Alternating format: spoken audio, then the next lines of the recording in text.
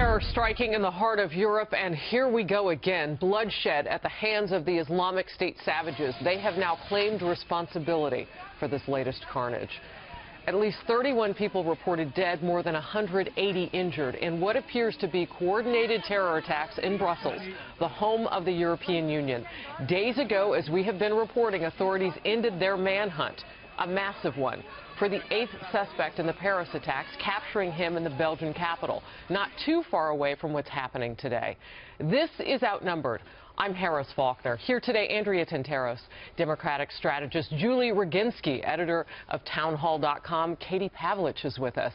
Also joining us, co-host of America's Newsroom, right on time with the breaking news, Bill Hemmer. So glad you're here with us. Thank you, Harris. Good to be with you. All right, we'll get right to it. The images and the news coming from Belgium now, horrifying. That country on its highest alert.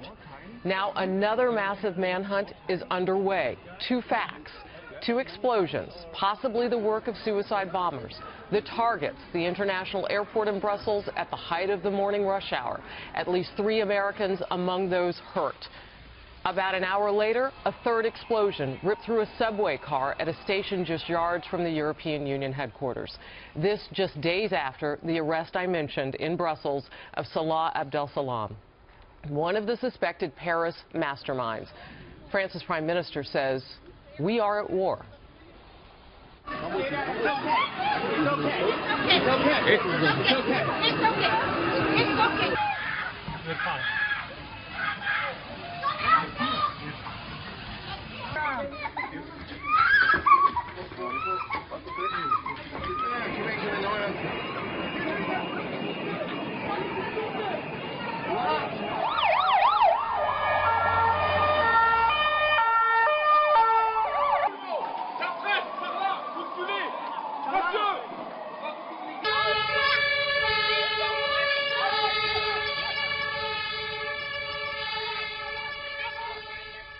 The story tells itself. We let you watch and listen there. No narrative needed.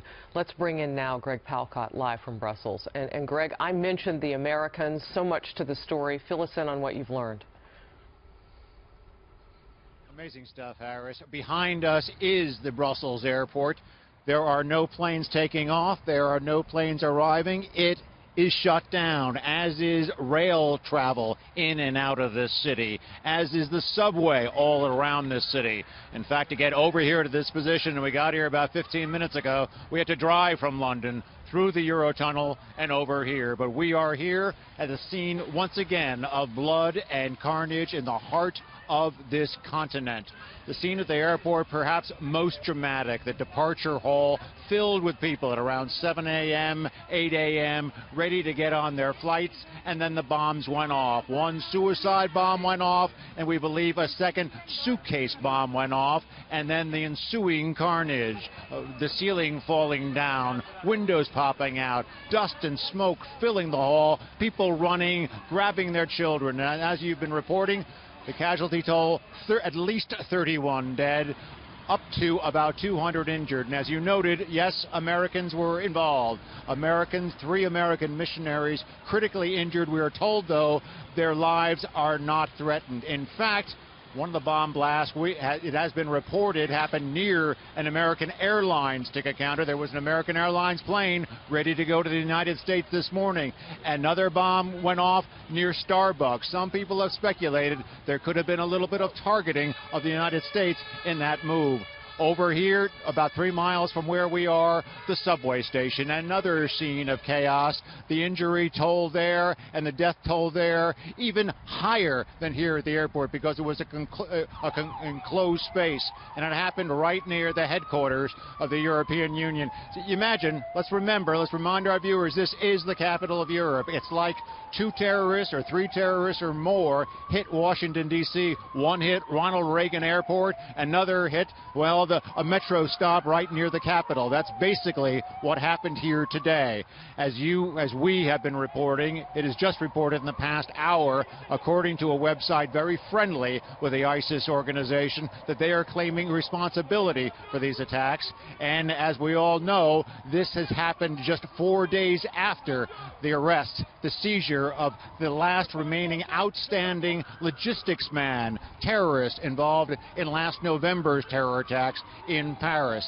The French Prime Minister, in fact, saying today, we are at war, Europe is at war, and the Belgian authorities saying this is indeed terror, and they're going house to house to try to sort this thing out. Let me, once again, with the aid of my great cameraman, Pierre, give you a little show of the geography. Pierre, go over to the right. That is the terminal there. You can see some planes there, a low structure. It is behind that where you've seen these images of the windows blown out, the ceiling going down. We have been kept away by police. This is the distance.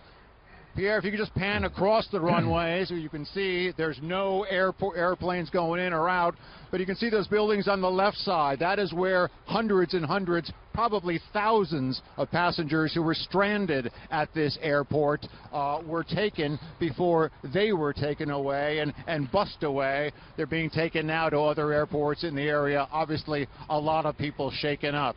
Again, traffic is moving on the streets on the highway that we are just in front of, but the Belgian authorities are telling the people of this city, stay home if you can. Stay away from your businesses if you can. Schools have been shut down. So once again, a major city in Europe locked down, hit, injuries, death because of terror. Back to you, Harris. Yeah, I mean, you give us so many fresh new details to work with, and really appreciate that perspective of those buildings where people would have been taken by your cameraman.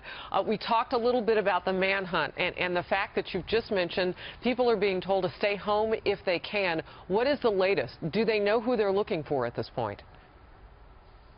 You got to believe they do, Harris. Once again, when Salah Abdeslam, the Paris's attack suspect, was interrogated over the weekend, the prosecutor has said that in the 4 months that he was on the run, he was not only looking out for police, but he was setting up another terror network, another setup with bombs, with suicide vests, with cars, with other terrorists that could do damage, and that he was going to do another repeat performance here in Brussels.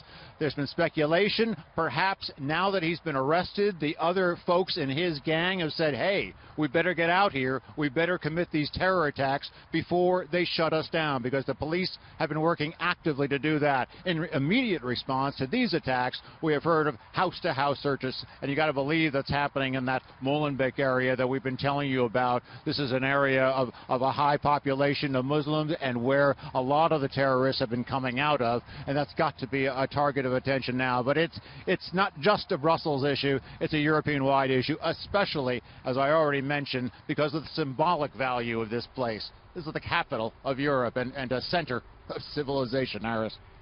Greg, it's Andrea Tanteros here. There have been some additional reports that an unexploded suicide vest was also found at the airport. Do you have any additional reporting from Belgian law enforcement on any other explosives that they found in addition to that unexploded vest? And any sense from you that this attack was perhaps supposed to be larger than it was, or more intricate and more destructive? It could very well have been, Andrea. Yes, the law enforcement sources are telling the media here that they did find an unused and undetonated suicide vest on the ground, on the floor of the airport terminal this morning. They also saw an AK-47 assault rifle on one side of one of the dead attackers. The more minute chronology around the attack was this. Eyewitnesses say there were shouts first in Arabic.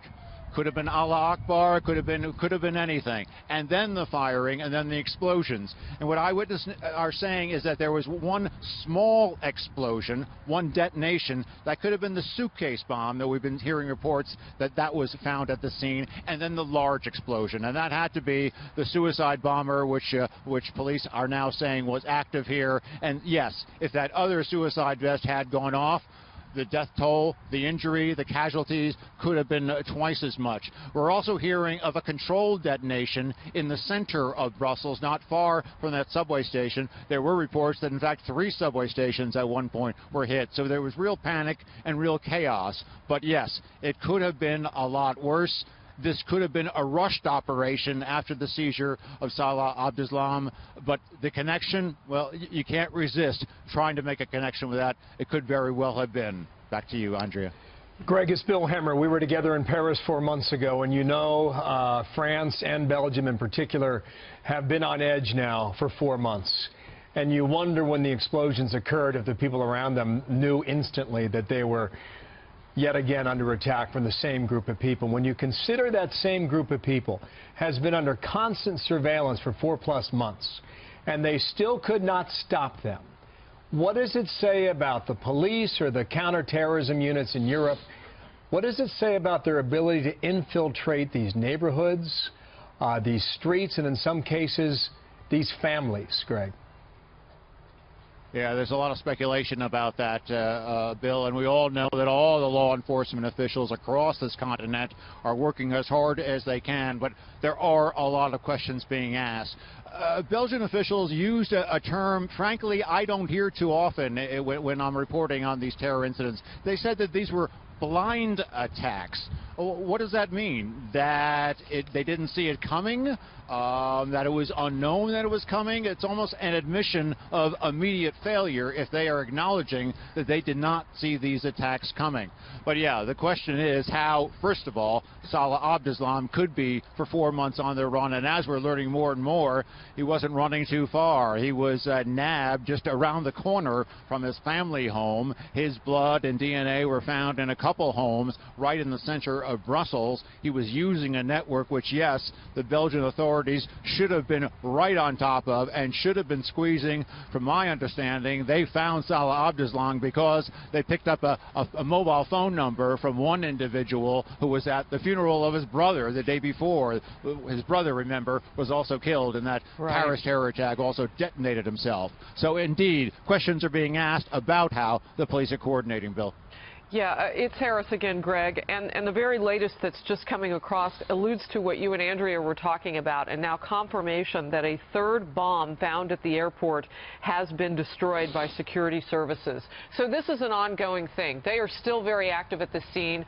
I know I heard you reporting earlier before you had arrived, you were by phone on Fox News just a short time ago, that an AK-47 had been found and that there were other types of weapons. So part of the reason, too, that I would imagine they want people to stay in their homes and stay back. They've got to figure out if this were more widespread, what else is out there, but also just continue to comb the scenes of the actual sites that have been tragedies this morning to figure out what has been left behind. You mentioned that Molenbeek area, and we have talked about it a lot on Outnumbered. A UK-based expert on radicalization is saying we are breeding a generation of kids who are estranged from their own societies. We know that Abdeslam spent time in Molenbeek already as a young man and as a child. So he would have had a network and probably a knowledge of how things work better than anybody else living outside that area, better than we could ever guess on what the response would be security-wise. He would have a network that could keep eyes and ears for him. I would imagine not too hard to hide out for 4 months. I put hide out in quotes. Yeah, I would put hideout in quotes too, Harris. I mean, some people say, yes, Brussels is being hit because it's rich in targets like the European Union. NATO is headquartered here. There's a lot of American presence here. American corporations are headquartered here. But Brussels is being hit because, according to many critics, the Belgian law enforcement authorities are weak. They're not doing their job to the utmost. It is a divided country. There are 2 languages here. There's a third government here in Brussels. And because of that division, because of that infighting, some critics have said that the law enforcement officials here have not been up to it. And again, Molenbeek, a network, a strong network of Islamists, ISIS figures coming and going. Remember, Salah Abdeslam didn't just stay here, but he used it as a hub. He went to Budapest twice to pick up ISIS terrorists who were coming in, infiltrated with a refugee flow. He worked with individuals in Paris. It's a Paris-Belgium axis that these terrorists have been using, and acquiring guns. Guns also easier to get in Belgium, either in Brussels or in other cities.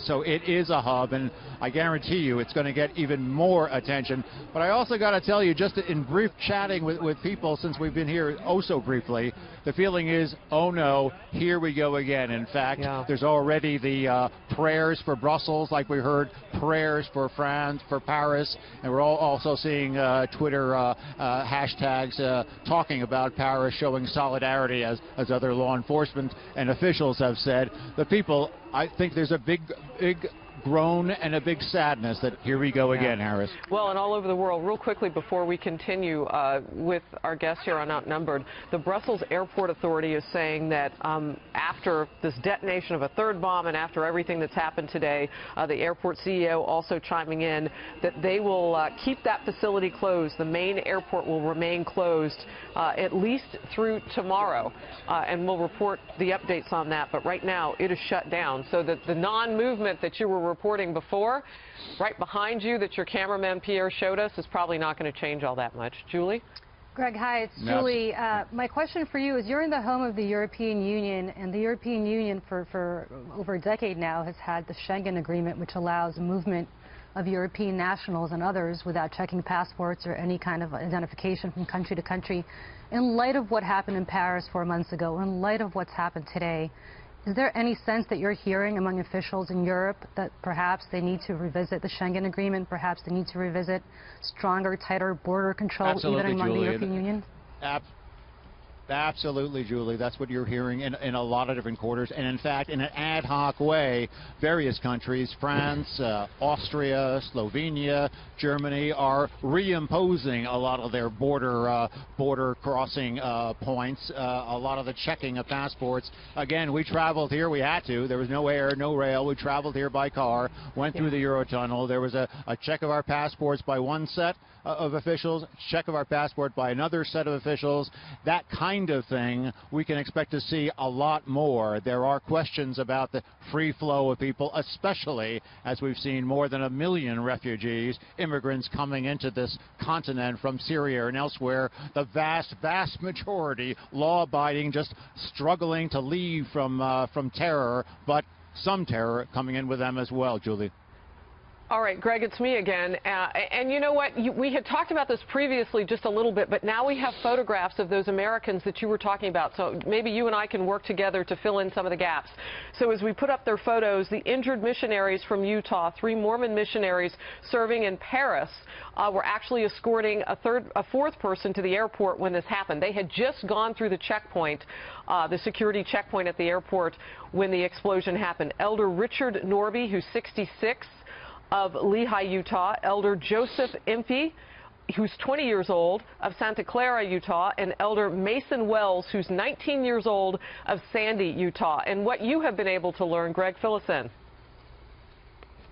Yeah, exactly. Those 3, one would guess that they would be near the American Airlines ticket counter. There was an American Airlines flight scheduled to leave, scheduled to head back to the United States just a short time after these bombs went off, and they could very well have been hit by the impact of the bomb. Remember, it seems that the bomb near the ticket counter could have been the suicide bomb. It could have been a larger blast, and that's why, luckily, they are not in danger of dying, but they are in critical condition, and we can all just pray for them. Back to you. Greg Palkot, we will come back to you during this hour as the news grants. But right now we want to show you this, a Fox News alert. If you are just joining us today, to let you know the situation in Brussels is still ongoing. We've had several explosions there by terrorists. The Islamic State is already taking responsibility. And this picture just coming in, and from what we're learning, and Bill, I don't know if you have seen this yet, but we're told that the suspects, you see that they're not shopping carts. They're those things that you put your luggage on at the airport. And you see the circles. And I would imagine that's some sort of weaponry there that we have encircled. We are getting more information on this, but this is the first photograph released of 3 suspects at the Brussels airport today. I was just telling you that Americans were among those who were harmed. I want to get your thoughts real quick on I'll tell you, it is so wicked to think that they are living in broad daylight.